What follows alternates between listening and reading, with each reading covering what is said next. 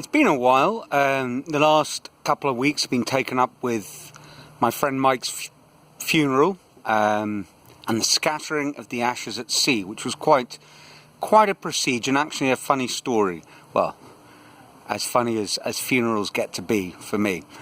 After taking care of all the details, the paperwork, the family coming out, lawyers, I mean, you name it. It was quite a bureaucratic production. We finally got to the local beach, and we'd hired a local jangada, which is the northeastern fishing vessel, which Mike loved, and we were on the boat sailing out to sea, and eventually we got to a favourite spot of his in front of our local beach, and we're ready to scatter the ashes. And that's when the awful truth dawned on us. And we hadn't really thought about this beforehand, and every time I'd seen urns, I'd kind of unscrewed the lid. But of course this one had arrived, riveted on. So we turned to the fishermen who'd taken us out there, and luckily one of them was able to prise off the top of the lid with his keys and a sort of a harpoon. And there we were finally able to scatter the ashes and bring Mike's time in Paripuera to a conclusion. Well, I'm back again, and it's back to me. I'd just arrived in Port Elizabeth, tail between my legs, not sure what to do, and I'd been telling you how the one thing I really didn't want to be was a school teacher.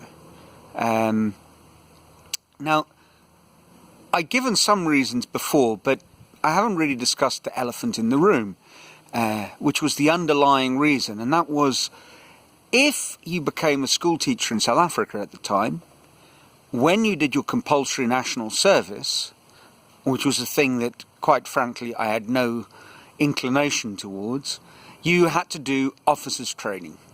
Now, national service seemed like a fairly nasty business, and everything I knew about officers' training, from 40-kilometre midnight route marches with massive backpacks and filled with rocks and you name it, it really didn't sound like my cup of tea. Now, I'd like to say my antipathy for national service in South Africa was motivated on some sort of profound moral ground, pacifism or political rights or what have you, and I suppose there was some vague element of that. But if I'm really honest, I just don't like people telling me what to do. And obviously the military is one place where people are going to tell you what to do, then shout it in triplicate, and then shout it some more. So I wasn't keen on national service. I don't think national service missed out on not having me. So my plan when I got back to Port Elizabeth was, well, there's no way out of national service, so it'll have to be out of South Africa. And I needed to save some money. And my mum came to my assistance. She said, you've done chess coaching before, and that went well. You were a tutor at University Hall of Residence, and that seemed to go well, so why don't you do extra lessons? So I signed up for that. I thought that's a good idea, and she gave me a few pointers. We put an advert in the paper. I had a little little granny flat at the back of the house, and one of the rooms was ideal for doing lessons, and it went very well, actually. I had fun in the lessons. I think I helped the students. I had some unorthodox tactics. One of the first things I'd do is I'd sit down with them. This is actually quite a, stoic wisdom long before I had any idea what I was doing.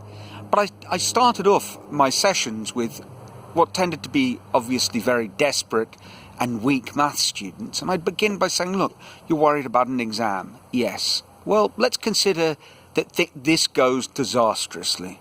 And they'd sort of look askance, what do you mean that, they're looking for encouragement? I said, no, let's consider the worst case scenario. You fail, and then what? Because I've just been through all of that.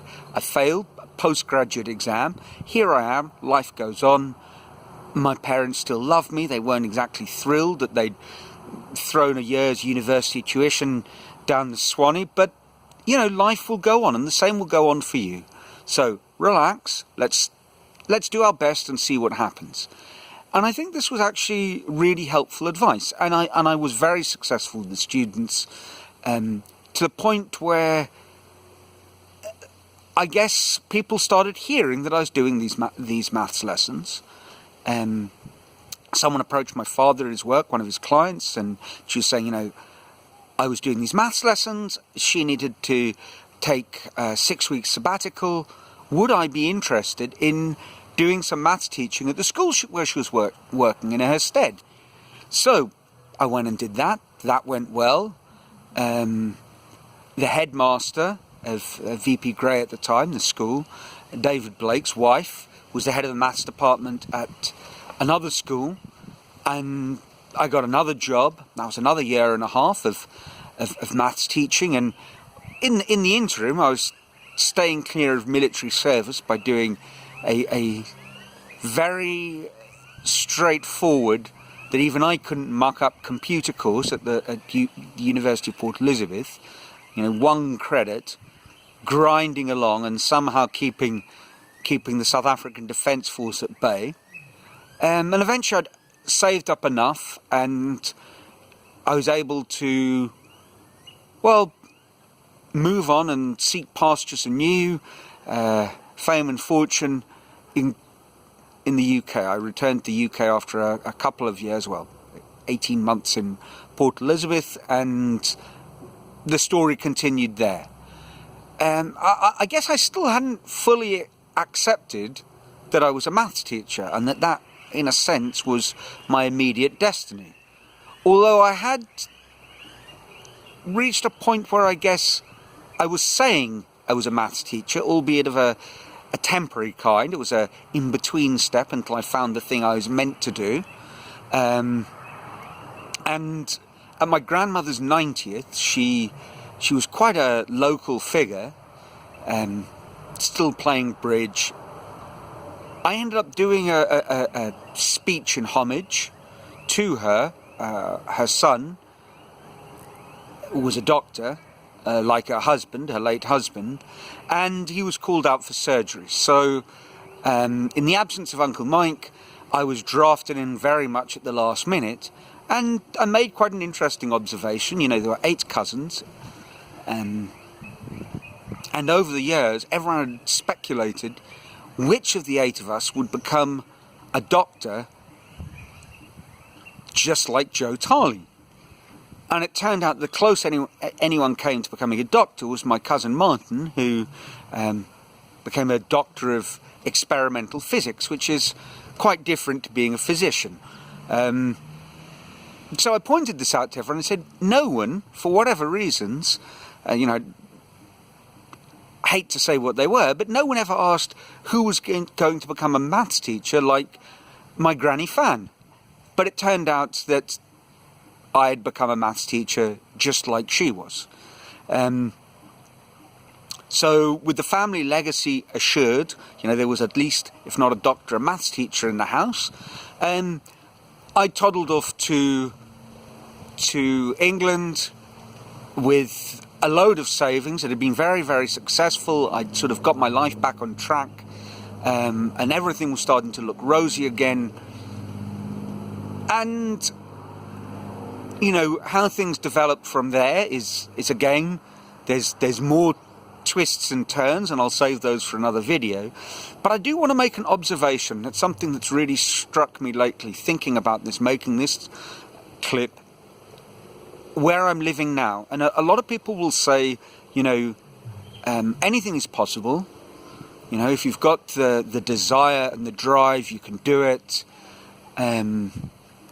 I've read a local book about a guy who, went from being, at the bottom of the heap, selling water on Copacabana Beach in Rio de Janeiro, to doing paid lecturing on entrepreneurship at Harvard University. An amazing story about the water cellar.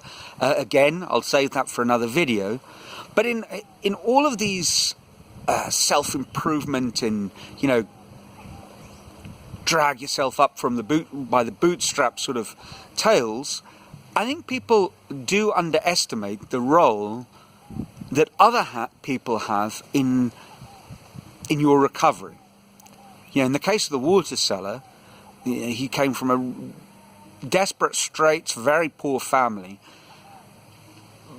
But it wasn't all desperation. His father was a very simple man, but his father was also a good man, and it sounds like quite a wise man, and a great father who did the best under the circumstances.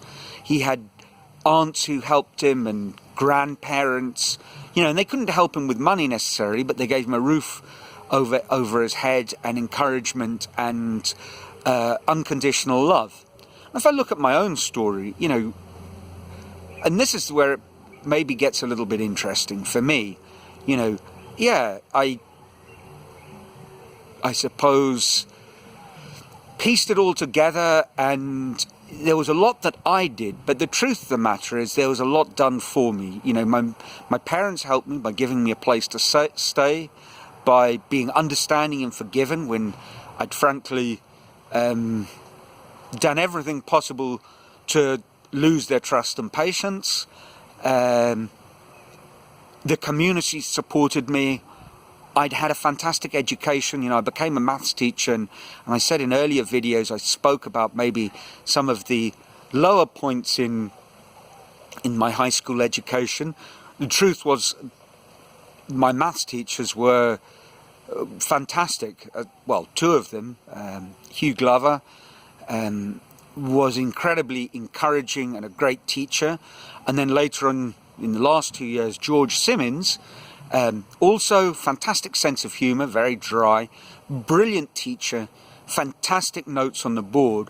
And he really made a difference to me, because he was one of the first people who, when I was kind of getting by on the minimum, that sort of, I was talking before about the fixed mindset and just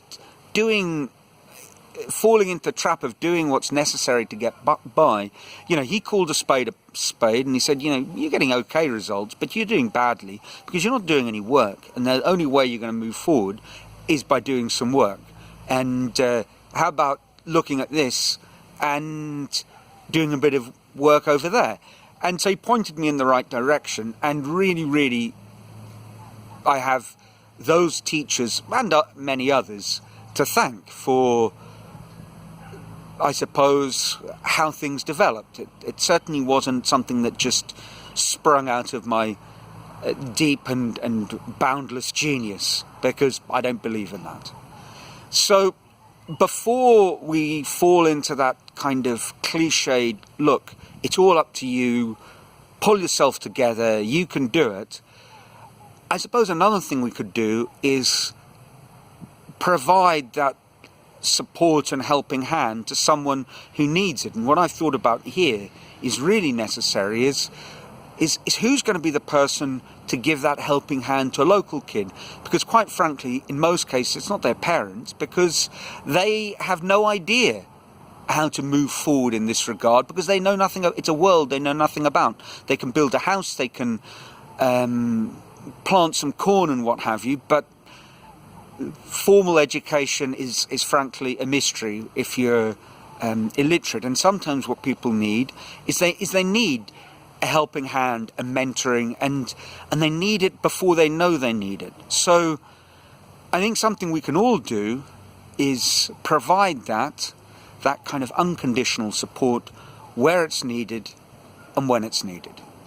You know, next week I'll sort of move into the next exciting twist, how I started becoming a teacher and actually formally trained as a teacher in Britain, and that was certainly a surprising road as well.